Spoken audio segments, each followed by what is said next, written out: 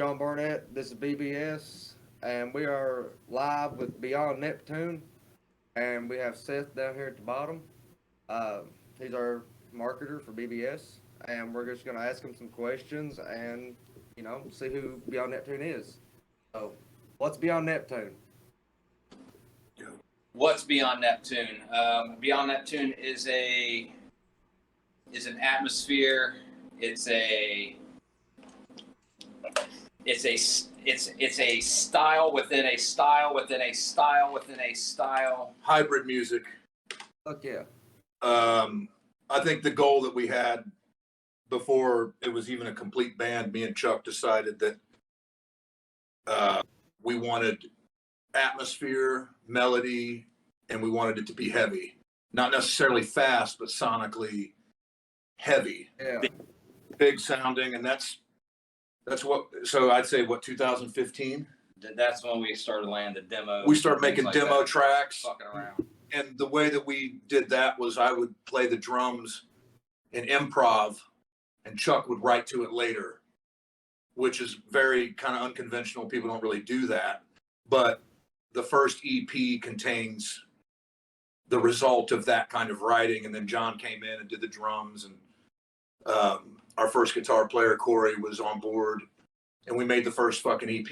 And then we just kind of adhere to the deal that we made, which was atmosphere, heavy, and melody. And I like what you all call it. You all call it Cosmic Doom. Am I correct? Well, other people have called it that. And then we just kind of was just like, yeah, Cosmic Doom, Cosmic Sludge. Blue came up with, Yes. the Cosmic Sludge, Doom, whatever you want to call it. We're a hybrid band. And there's no other better way to describe it than, I guess, being like a very hybrid band. There's a lot of hybrid bands, but like to add the influences that we're trying to bring, I think is just a different twist, different elements. Mix of the new with the old. Bam! Yeah. Got yourself a spice. Yeah, that was going to be my first question, because I've seen you guys live probably 2 or 3 times, and I was just like, how do you describe your sound? Because I can't describe it, but it's super awesome, and I love hearing you guys. I think it's just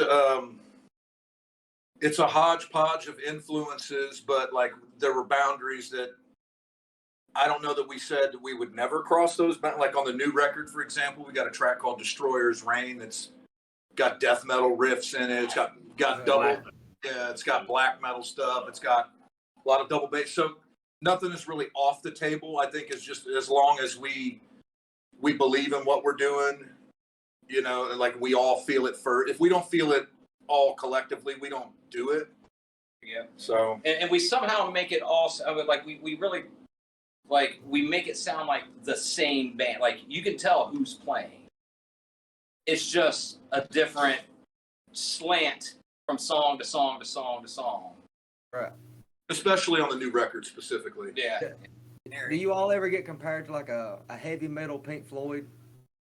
Yes. We've heard that since the fucking first show. Yeah, no, we get that. Opeth and Pink Floyd, Iron Maiden and Pink Floyd. Yeah, I've heard a bunch of weird shit. I don't believe any of it. Y'all sound like Beyond Neptune to me, man. I guess that's sort of, I don't want to say the goal, but it's just how it, how everything comes about, I guess, is that we just try to do what we're doing and we try to not concern ourselves with what's going on and what's not going on. It's original. Thank Right you. on. Thank you. Thank Yeah. you. That's the goal. I'd like to hear from each of you kind of like how you got started in music in general, and then you can kind of say like how the band started, and then also what are your influences, because I'm very curious. All right, so here we'll start with me. Well, I'm John. I play drums. I've been playing since I was roughly three years old. Let's see. I didn't really start to actually get it together until I was about 12. Yeah, and then I don't know. I just kind of jumped into a bunch I don't know. I found other fucking kids my age that weren't liked heavy music and shit. And half the people I used to jam with didn't didn't even really know how to fucking play music or write music, I guess. We were just so young, kind of growing up. And then eventually I actually met him through one of those bands, and we just kind of jammed a lot together. And then how I got involved in this band a few years later, it was I want to say early 2016, if I can remember correctly. Yeah, about 2016. When we decided to make it a band. Yeah, they was like, well, fuck, we'd like to, kind of be a little bit more like a band. Like, how would you feel about playing drums? I was like, well, yeah, fuck it, why not?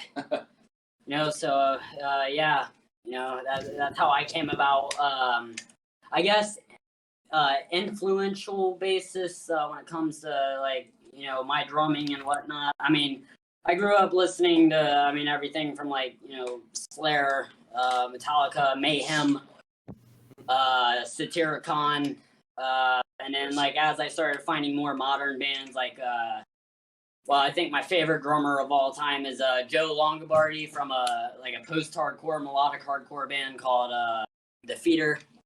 I just kind of grew up watching him play, and I liked his like simplistic setup. And then like after a while, I don't know, I just kind of like evolved from that. Now I play more like a 6-piece kit, and I'm probably a lot more on the metal side as opposed to like hardcore, like post-hardcore these days. It's a lot different style of playing drums. It really is, especially when you start putting blast beats and stuff, because you don't find that in any other music besides like death metal and black metal and stuff like that. Yeah, exactly. Like some sort of like metalcore and like deathcore, they do that stuff too. But yeah, it's not common in just like in other genres really.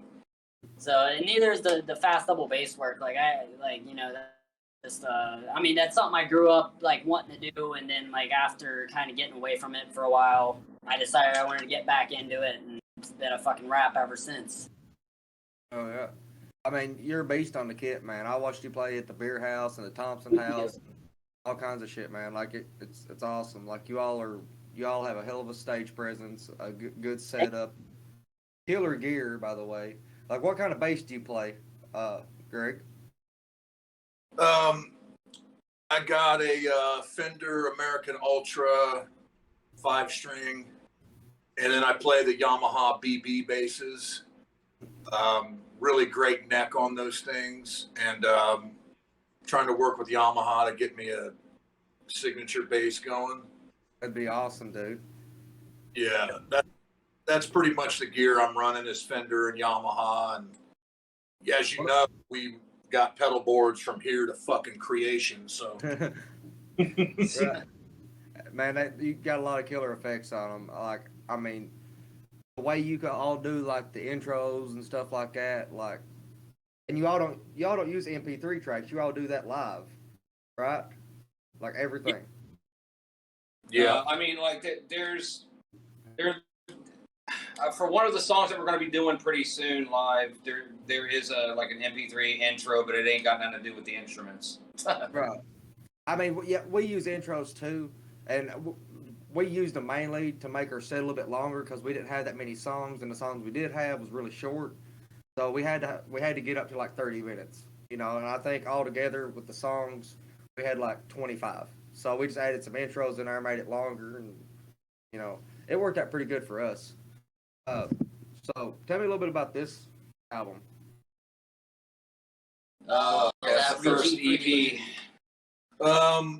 That record was made with our first guitar player.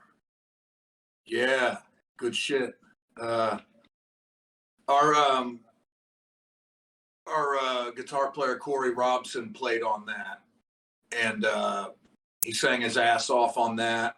He played great guitar on that, and he was John grew up with him. These guys were like best friends with him, and He was actually my first real friend that I had when I moved up here to the school district that Corey was going to. He was like my first friend when I moved there. So. Yeah, he was close friends with these guys. They played in bands, and he played on our record. And as fate would have it, he he's no longer with us by his own choosing. And it hurt. It hit hard. And Steve came in and filled in and did everything that he could to be a part of the material going forward. But Corey's on that first CD. I think he's a highlight of that CD. Death metal vocals. Yeah, the death metal growls that he does are incredible. And, Steve very much carries that. Tried to. Yeah. I can't replicate it 100%. That it was something else.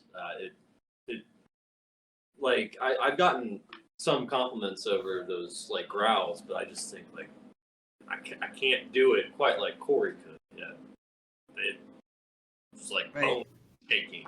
Yeah, he was great. Listening to it, man, I mean, you can tell y'all put a lot of work into it, and like it's a killer album. I mean, did he get to listen to it before? Yes. Yes, he did. Yeah, he did. He was actually around when we. We were actually working on the second EP when Fate, did what Fate. That would be the one right there. Yep. Actually, a couple of his riffs. Yeah, a couple of his riffs are in that. The riffs that he contributed are on that record on a track called Monumental Collapse, and he did a melody on Tapestry of Dreams also. Yeah. Good stuff. Now, what people don't know, our fans don't know, is that we've never had the same lineup on the CDs. That second record was made with me, John, and Chuck. Steven's listed because he came in at the end of production for that. But this new record, you really get to see what Steve does on such tracks like Penumbra, especially, which is great. So that the new album is really us four as a whole. Everything else was not. The first record was with Corey. The second record was without Corey. But this new record was with all of us together. So you're getting kind of the new record is very much a diverse record. And I think Steve has a lot to do with that too. But we took some chances and we said, fuck it, we're going to do some death metal. We're going to do some Progressive metal. progressive stuff. The Curse of Infinity is on there. And Curse of Infinity is huge. My favorite song, I think, that we do. But we've gone through a lot of shit. It's taken a lot of. There's a lot of shit that has happened to get us to this point. Yes. First of all, I came off the drums. I've been playing drums for 30 years. Yeah. We had been playing together for a really long time. Since '93, since October of '93, me and him have been in band. So We're the old fucks. These are the, you can see the difference. I mean, I don't. 10, correct? yeah. So you got however long you got between us. You got 30 years, plus between me and him, and then you got 11 years between them two, and then he's known him and myself since birth. So when you've got all of that, all them years, Yeah. and there's not a lot of that. I just think that's kind of an original thing as well. You got two old fucks and two young guys. Yeah. It will throw you for a loop. We do not do things the way that anyone else does them, and I'm proud of that. But It just works. it just works. Just works. Yeah, It you just- guys are super original, man. Thank you. Yeah, we really appreciate that. And do you guys have a release date for the new album, or is it already out? Already out. Came out It's already February. February. We- Okay. We just sell them at shows. Like we all of our shit gets pretty much sold at shows. I mean, sometimes we mail some stuff out, but we sell everything at the gigs, and we do everything ourselves. I mean, there's not a lot of outsourcing that goes on.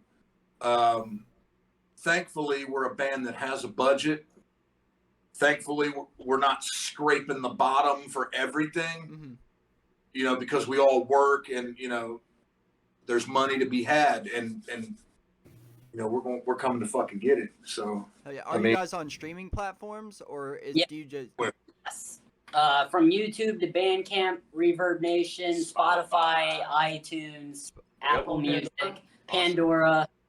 Yeah, you can find us just about anywhere. SoundCloud, yeah, we're Yeah. on SoundCloud too. Beyond Neptune in the search. Reverb Nation, I think people still use that, right? Sometimes You'd we're be surprised. 5 or 4 or something, which is pretty funny. So, what's with the samurai sword? I gotta ask, man. Well, after the last gig, you'll enjoy this because you play music too and you know these things. We played a disappointing show in Indiana. Not disappointing because of the people involved in putting the show together, but disappointing because there was nobody there.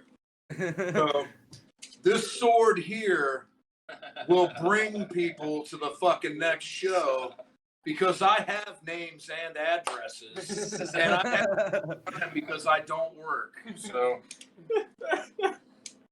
Heck yeah, man. right.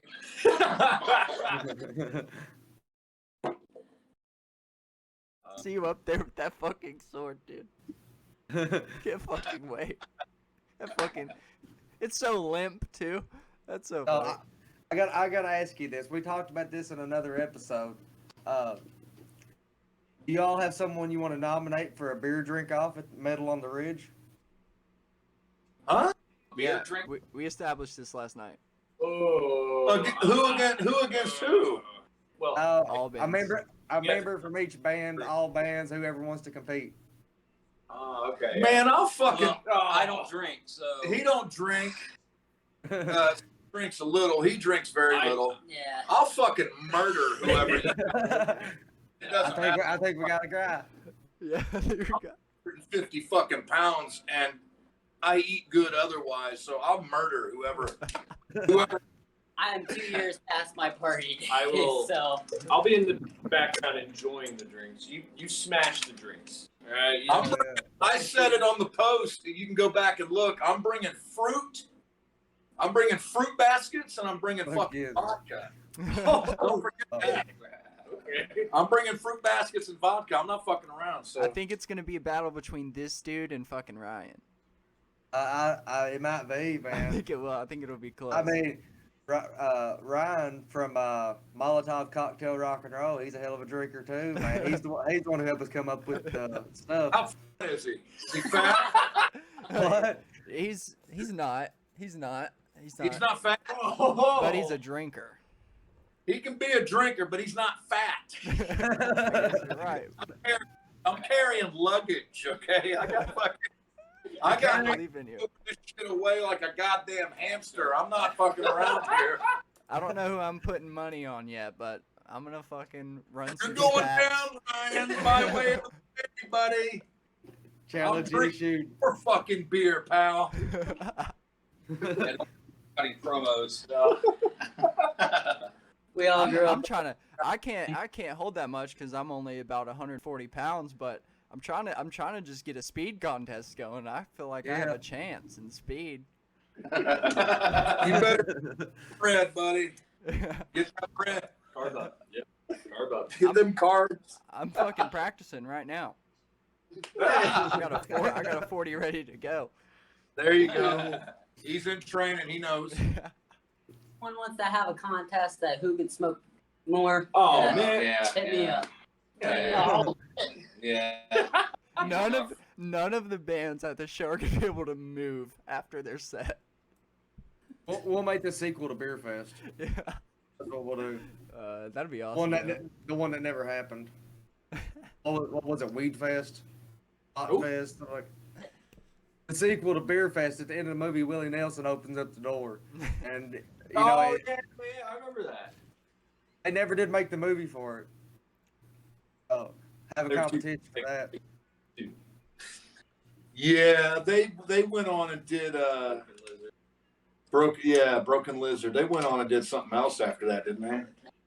I cannot remember, dude. Like, I just remember that scene out of that movie and that dude falling in that vat of beer and just having to drink it and it's like funneling into him. He's drinking it so fast. Like, Yeah. Classic.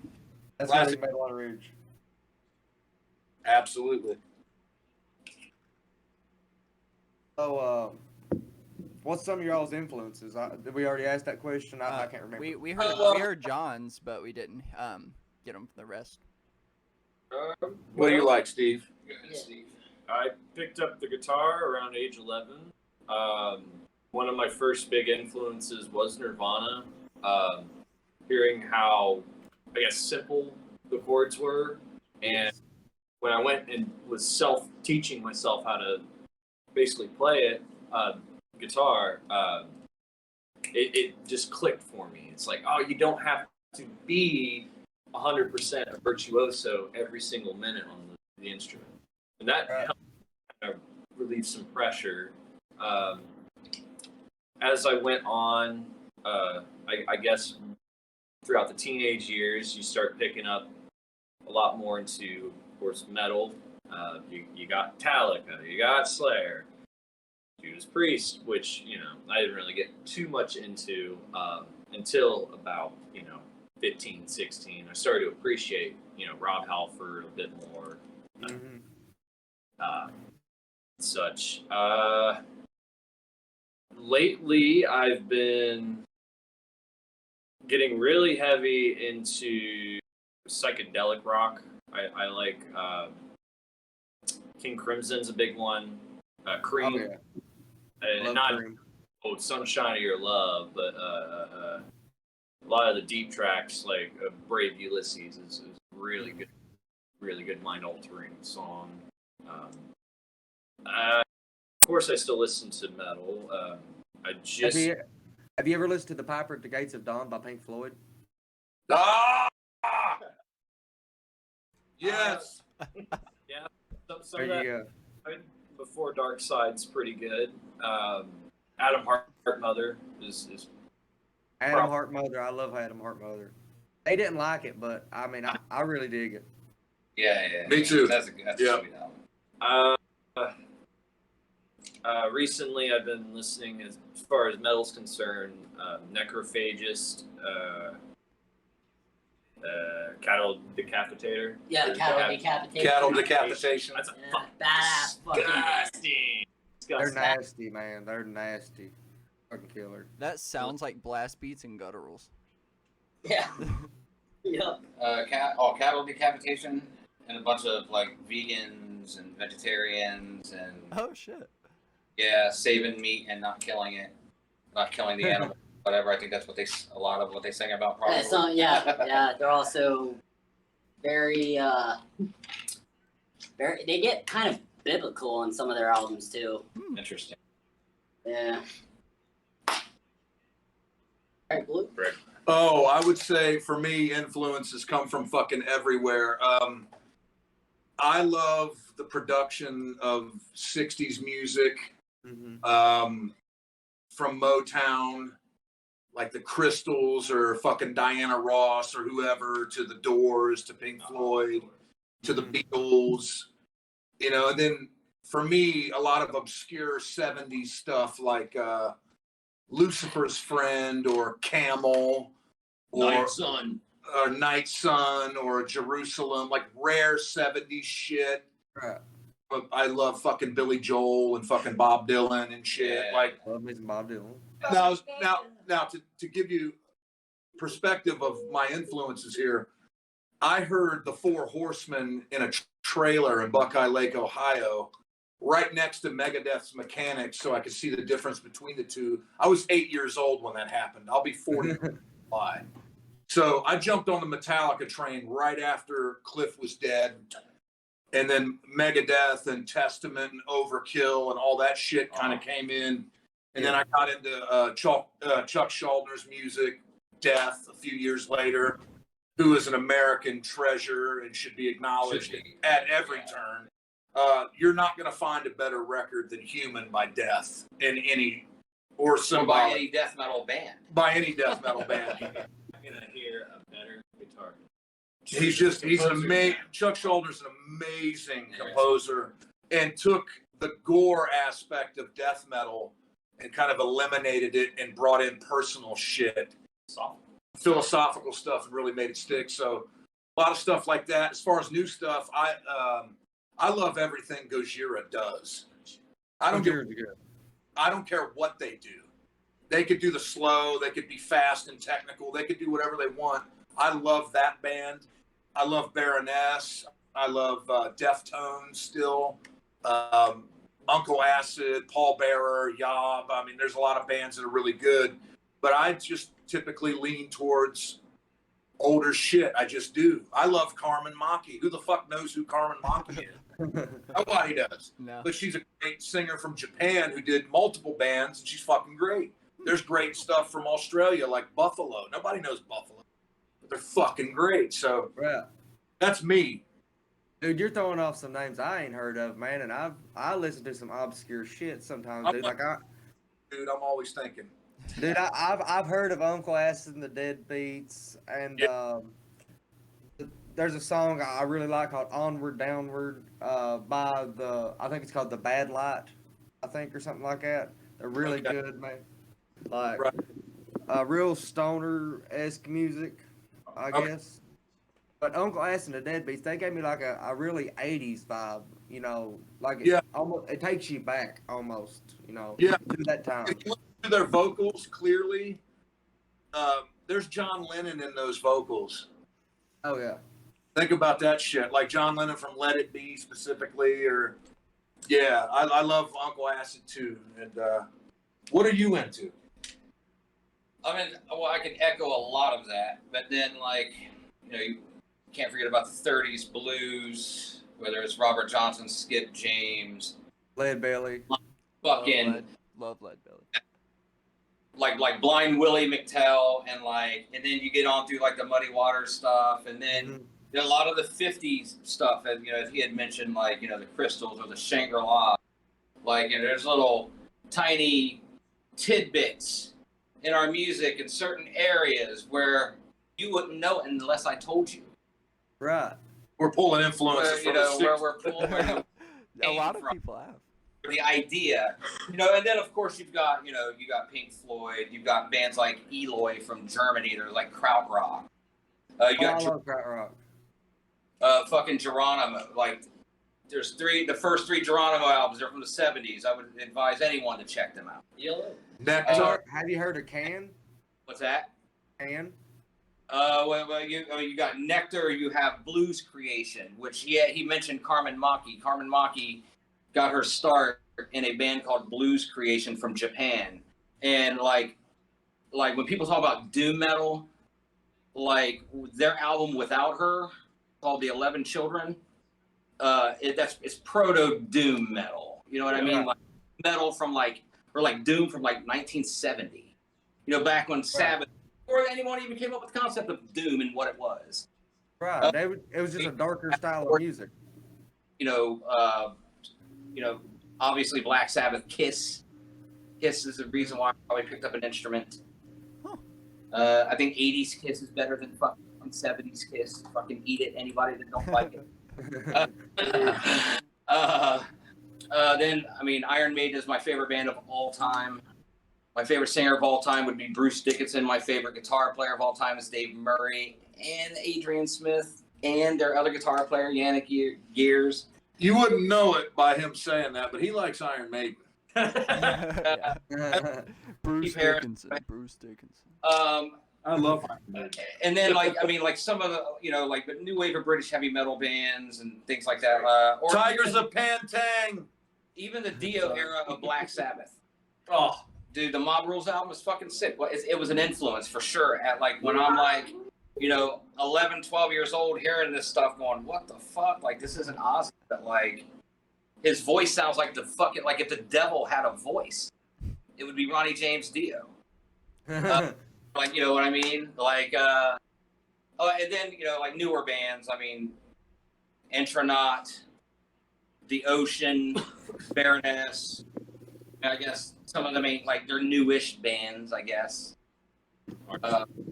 Tragedy. They're like a dark, almost a black metal hardcore band from Oregon. Propaganda. Fucking love it. Melodic, like hardcore bands like Pennywise, but like you wouldn't know that by this kind of shit that we play. Awesome. So, like, where y'all normally play at? Like, you're all from like the Columbus area, right? Grove City. Yeah, Grove City. right outside Columbus, just a couple miles. One thing I want to How- say is How far do you John play? John showing off he has his CDs. Okay, I have a shirt. All right, fuck you, John, for showing off your CDs. Acting like you're badass. Okay, I got this shirt on. Fuck you.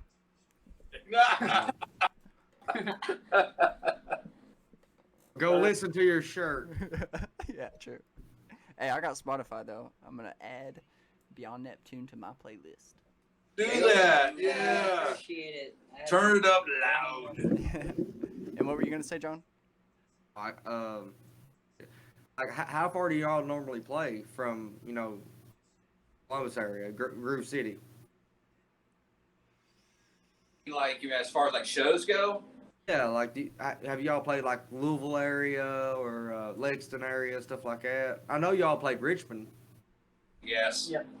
That's probably the furthest south we've been. I would say. Indiana, Kentucky, and Ohio have embraced us. Northeast Ohio has embraced us pretty well.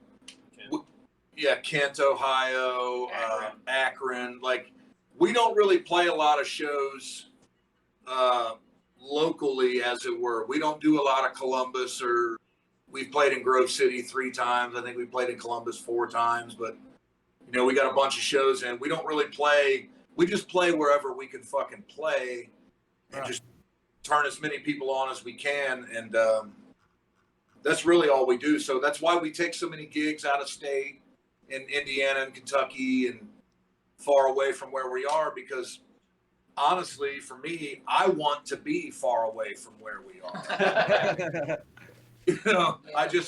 I want us to be a national band, because I believe in what we do so much, and I know that the people that like it really do too. I mean, we got some devoted fans. I mean, there's people coming to see us at this festival that you're putting on. I've seen a bunch of people who are going to this fucking thing that come to all our shows, and I'm fucking stoked. So we want to go anywhere and everywhere that will fucking have us. And the only thing that I can personally guarantee once we get there is that we're going to give everything we have. And there will not be a moment of doubt. There will not be a moment of, oh no, what do we do? There is no fear. There is no apprehension. We come to do what we come to do, whether people like it or not. And we don't give a fuck if people don't like it. The only people that matter are the people that fucking do. And so everything we do is for those people. And it's that simple. We don't give a fuck about the naysayers. I've called people out in the middle of a show that I know for a fact didn't get what we were doing. And I'll tell them, like, some of you look really uncomfortable out there tonight. Some of you look like you don't know what the fuck's happening right now. We're taking some of your favorite parts and some of your favorite things and doing something different. That's just what we do. And I don't expect everyone to like us. I don't care who doesn't.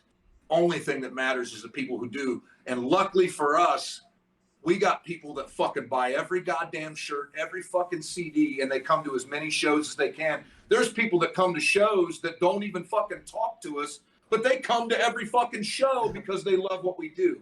Right. Those people matter. Yeah. Much like the people that book us matter too, because John's booked us a few times, and he matters to us, and we're grateful for that, because you're giving us an opportunity to show everybody what we do. And it is special, and it is a moment in time, and I'm not going to ever sell it short like it's anything less than that. So we kind of wear what we do on our sleeve. We're happy to do it, and we love to do it. And John knows, he sees that up there. We feel it up there, and that's just what we are. Love it or leave it. It's okay. It doesn't matter to me. But if they talk too much shit, if they talk too much shit, then I'm fucking strapped with explosives. You don't see that part.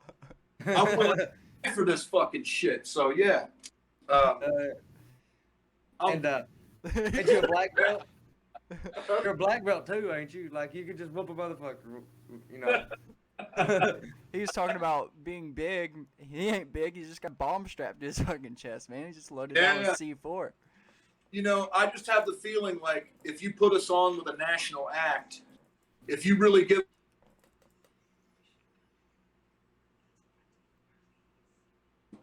I don't care who they are, they're gonna get it.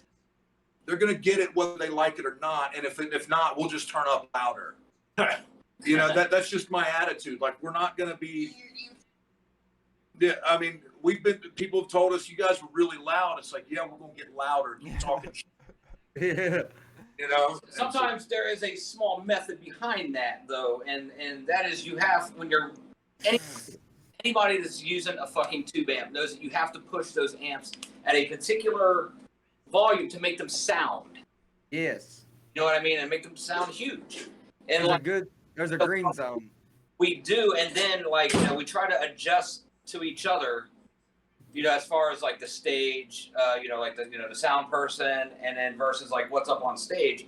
It's just like the amps. We don't want them to sound fizzy because when it sounds fizzy, what happens? It kind of your tone. So where are you guys at right now? That looks like a dope spot. Is that like your practice space? Yeah. Oh, that's Yeah. awesome. And like we've had a few like DIY shows here. Huh. That's awesome. Time you see like a flyer or something that's going like on Facebook about the dojo, that's his place. Oh, okay. Dude, we definitely come play it. We've been wanting to come to the area and play a show with you all. Like, you've all come play shows with us. I want to return the favor and play a show for you guys. Right on. It's like if like it's got to, of course, it's got to be like shows that are ours. Yeah. Like we only put like our own shit on like a few times a year. Because I mean, like like with anything, Don't want to oversaturate. you oversaturate yourself in one little spot, and then people are just going to stop coming to see you. Right. Exactly. So that's why we try to kind of get in where we fit in, wherever we fit in, depending on everybody's schedule and all that. But yeah, I mean, if the opportunity arises, of course, Hit us up, man. We'll see what we got going on, around that time. We'll try to make it happen for y'all. right? No. So you play drums in Artificial Hatred, as opposed Yes. to front and Ned. I sing and play guitar in Ned. Right. Okay. And I Seth play does bass and bass both. in both. And backup Oh. vocals in Artificial. Gotcha. Okay. Yeah. Yeah, I've seen like drum cam footage of John, or at least you jamming to like "Run to the Hills" and. Oh yeah. That's a fun song, dude. And I mean, I like playing along to some rap too because I hear the beats. I'm like, shit, I can do that, and I know what I can put there. Feel that one. No, I feel that when I drum the fucking rap beats all the time. I instrumentals on YouTube that fucking have next to no views and be like, oh nope, I like the sound of this one. I'm gonna try and learn that. Mhm. I think I did like an Eminem song. I can't remember which one it was. Maybe Godzilla. I think can't it was remember. Godzilla. It has a pretty dope little beat in there. What kind of drums do you play, dude? Me, I play a Gretsch Catalina Maples 6-piece. I'm playing a 14, a 16 rack tom, a 22 by 20 kick, 10 by 7, 12 by 8 rack toms, and I am playing a. Hold on, I'll be able to tell you here.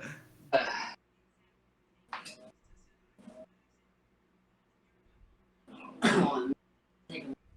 Drum roll.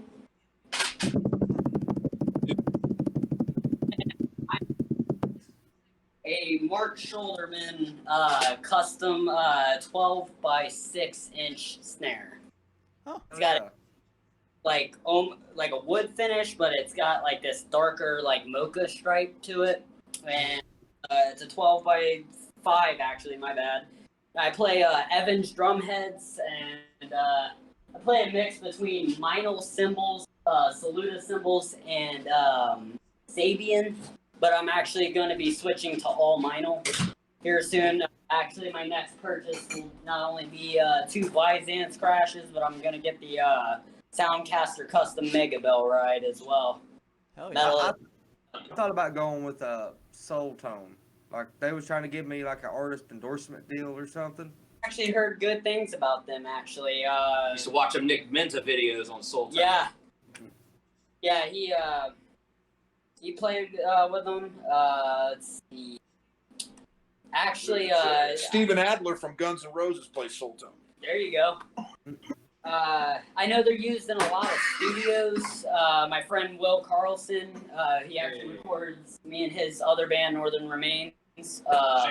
He actually runs Soul Tune in his studio. Soul Tone. Soul Tone, yeah. Soul Tone. I'm not as familiar with them, but I've heard lots of good things about them. I'm a Mino fan, so. I need something durable because I literally beat the fuck out of them, dude. Like, Oh. I feel you. I actually just cracked a fucking cymbal a couple weeks ago. my China probably has more cracks in it than the Great Wall of China. Like, it's pretty bad. The Great Wall. That's where the best hookers are. He has an ugly China. It's an ugly China. It's not the seventh wonder of the world. Okay, it's not a member of DX. It's not even a country. It's a piece of shit. Zildjian China. Hey, we got a bunch of fans over there. They really like Into the Sun. Oh, wow. No, I'm just kidding. I don't, we got one fucking fan in China. I don't know. So yeah, do you guys have like I know I you do guys work. have Facebook and YouTube, but you guys have like Instagram, Twitter, or anything? Yeah, okay, so Facebook / Beyond Neptune, Instagram. Beyond Neptune Music, actually, I think is, yeah, and then Yeah. Instagram, be Beyond Neptune. Beyond Neptune 2016. Okay. Okay. Cool. I'm gonna That's make where sure we- I put links to everything in the description. So. Of course, I mean, we got Bandcamp as well, if anybody's interested in digitally purchasing any of the material. It's all on Bandcamp. And I as- recommend coming to the shows and getting a physical copy. What's that? I recommend coming to the shows and getting a physical copy. Oh, of course. Yes. Yeah. Because you get the best show around, and you get to pick up a badass CD, possibly a T-shirt. What other kind of merchandise do you got? Stickers, patches, anything like that? Stickers, and like we're wanting to get like some 12-inch singles made. We're doing vinyl. We're gonna do cassettes too for a limited number. Maybe some beanies. Beanies. Yeah. Maybe another Tank shirt tops. design, probably. Yeah. I definitely want a cassette and possibly a record. So, like, hit me up when y'all get them made. Hell Oh, yeah, absolutely. Yeah. Yeah. Yeah. Especially the cassette. Yeah, we will definitely do that for We you. got vinyl records coming.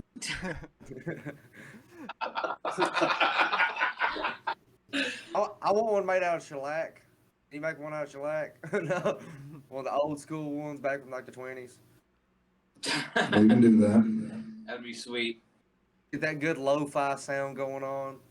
Right, with all like the little like noise in the back, like the little The crackling. the cracklies. The cracklies. The screeching fucking dude, I got a lot of them records. I mean, I love old records. I'm a record hoarder. I'm a video game hoarder, wrestling collector. You know, Oh, shit yeah. like that.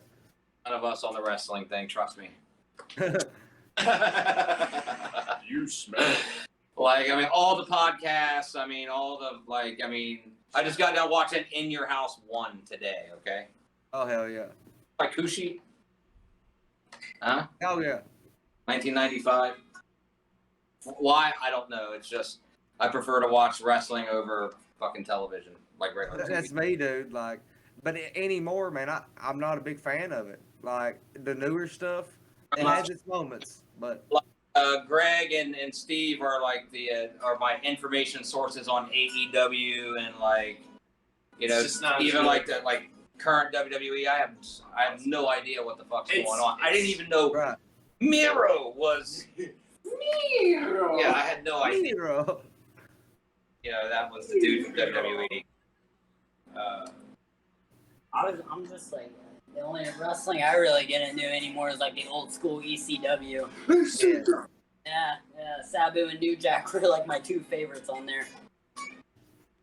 No, I'm on the podcast, though, the podcast documentary. I had a badass DVD here. I was gonna see if you all knew it, but I guess I took it back in the other room. It was a DVD called Stranglemania. Oh, shit! Yeah. Here comes Scott. That's old. That's old news, John. Bike. That's old. 20 years ago. I love it, dude. Like that, the commentary gets me every time. Like, look at these two sweaty fat fucks going in the ring. Like they don't give a shit, man.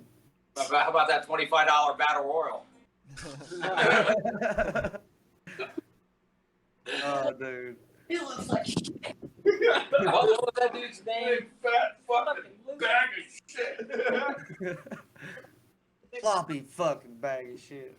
Like, oh, dude, like they was bad. Like Lama Nama Numi, and didn't Lama Nama Numi have like a doc sister or something like that? Was supposed to be like him dressed up as a woman, and he just pushes his penis up inside of him to wrestle women's matches or something.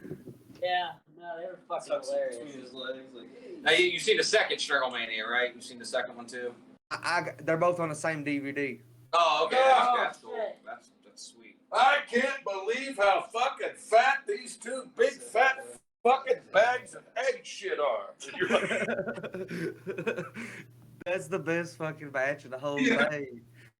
A lot of going to like outer space while watching, just so to speak, watching those two DVDs. We tripped on acid. Yes, acid, whatever that stuff is, science, as they say. Science. So was you all in any other bands before Beyond Neptune? Like, I know y'all mentioned a couple, but are there anyone you want to really talk about? Like, had like great impact? Okay, so me and Greg were in a band. Say when I was 18 years old, I think he was like 14. I actually answered an ad that him and his brother put up about they were just looking, they were looking to start a band, and so we formed Black Winter back in like 1993. Played some shows at the now defunct Alrosa Villa for Dimebag. Yeah. That thing with Dimebag. Now My first gig was at the Alrosa. Yeah. Mine. It's being converted now into like affordable housing, I reckon, isn't it? Yep. Yep. Damn. I wanted to play that. Seth wanted to play it too, didn't you? Yeah. Yeah, they did Yeah. the same thing with Park Street Saloon and fucking Oh, the Park Street, huh? Yeah. yeah, and the Double Happiness was another really good one around here. See, I think Bernie Bernie's. sold. Oh fuck, Bernie's is still there. Oh, I mean, you ain't a true local band from here unless you fucking play that motherfucker. Like, man, his first band. You got to play it before it shut down. Yeah, Life for Now. Don't check us out. I don't dare you to do that. But, fucking yeah, that's actually me and him were in with Corey and a couple members from our other current band or whatever. He actually produced the EP that we were supposed to release but never released. We got What was the name of the band again? Life for Now. For now. Okay. What style was it? Metalcore. Yeah, metalcore. Metalcore. Not the best written metalcore, but yeah. Then we had a like a grindcore, like a kind of jokey style grindcore death metal band. Obscene Noise Experiment. I played drums in that. Yeah. I'd like to hear that one. I'm assuming it was like noise music, No, because like- of the name. Again, like a hodgepodge, if you will, but like Death metal grind. there's Yeah. a song about Bob Ross, the painter. Anal Sex Apocalypse. Let's not forget about that one. That was a song. Hot Topic puked on hardcore. That sounds like my project, Kill the Kids with Christ. We have an album called Bend Over for Yeah. Jesus. Yeah. Then me and him actually did some just some like 2-man projects. Oh yeah. One was thing called Orion that we did, which is like, you know, like a melodic speed metal, thrash metal type of thing, maybe a little power metal involved. And then Greg was in a black metal band playing drums for a while. 5 years. 5 years. We've been in and out other little bands together, like you know, there's a band called Tree of Woe that was like the prelude to a Beyond Neptune type of thing. Like we were playing like weird chords, and the dude that we were playing with is just an excellent guitar player, and he would just come up with these fucked up chords and his fucked up ways of playing things. And We had 5 songs. It was an hour of material. yeah. Yeah. Whoa, do you know where the Tree of Woe came from, John? Huh? The Bible. Kevin Maybe. Solomon hanging the opponents upside down in the corner. WCW, no? The Tree of Woe. Duh. I was thinking something in the fucking Bible. I don't know why. Like, Fucking wrestling, just like here. Here's another little tidbit. You know how we came up with Beyond Neptune? I don't know. So in a shoot interview with the Brian Kendrick and Paul London, they're like, it's from like 2000 and probably 4 or 5 or something like that, maybe 2006. I forget which company did it, but they were talking about the Sandman. They were talking about how fucked up he was, and he must have been like Beyond Neptune or something. Yeah. That's, There you go. and you know, then it's like, oh fuck. I mean, like, there it is, right there, you know. And then so I wrote it down, and we always just had it for a few years before it was anything. From a fucking wrestling, see. From a dad joke perspective, I was like, we're talking about Pluto. Yeah, no, not Beyond Neptune. How far can you go? Pluto's not even a fucking planet anymore, I don't think, right? No. And ever since the fucking world's been fucked up, man, it's pissed off. I mean, Right. Wait for this Planet X to come and shake everything up a little bit. that's like a big alien satellite or something out there, man. Going, big Death Star. They don't want to let you know. But don't worry, if it's full of stormtroopers, they can't shoot anyway. Right. Hey, Greg, do you remember us talking out behind the Thompson house, and you was talking about are we the band that did that Hank Williams song, Elijah? Yeah. Here's the album cover for that. Yeah. Yeah, no, I've seen the video a couple times. Yeah. That's up at the Thompson house. That's with their old bass player, Joe. I'm over here. Logan's in the middle. Right. But, it's pretty much, I did it. Like, it was pretty much just all me. I did the drums and everything for it. I just used the picture from the Thompson house, and I was like, hey, that's a good picture. That'll work for an album cover, for a single. Fucking love Hank Williams. I just did a Elvis Presley cover of Suspicious Minds, too. I don't know if you're Elvis. We can go on. Yeah, you know what? I mean, those comeback shows, the Vegas box set, dude, that shit is fucking hard to beat. Oh, yeah. They're playing that shit like at a higher, like at a quicker tempo. Call in a The trap. drummer is fucking killing it, which just Can't get out. makes Elvis sound like louder and heavier than what he even really is. Yeah. It's fucking Elvis. It's rock and roll, but like there was like this drummer that was just killing it for that Las Vegas return thing that he did. Well, check out my newest single, man. It's called Super Doom, Caught in a Trap. Right. Nice. The picture's like a little dead mouse on the front of it, trying to get out of a glue trap. We found it in a control house. I was like, oh, that's so sad. I'm going to immortalize you on this album cover. Kind of took a mayhem approach to it. Almost. I was about to say, it's kind of mayhem of you. So was there any shout outs y'all wanted to give, or any updates? Yeah. We're playing at the West Side Bowl in Youngstown, Ohio, June 26th. Got a fucking litany of good bands on that show. Cult of Crowley is over there. Fucking what else? I mean, on that show, actually, it's Valkyrie X.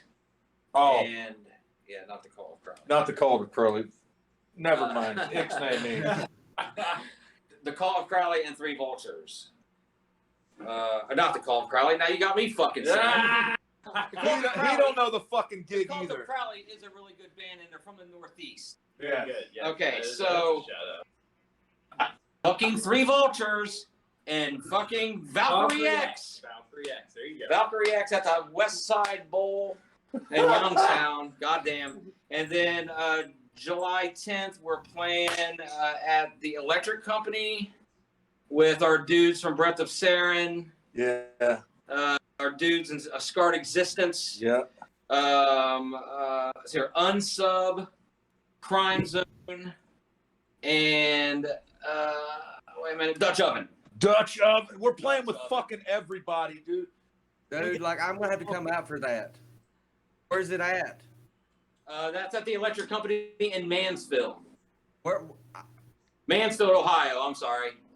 It's I'm with ki- film is it- Shawshank Redemption. which side of Columbus is it on? Yeah. What's that? Which side of Columbus is it on? Oh, no. It's in Ohio. Mansfield, Ohio. It's north. We hardly play in Columbus or Grove City. Where's it at relative to Columbus? What's that? Where's it at relative to Columbus? Northeast, like a little bit east. Like north, a little bit east. Yeah.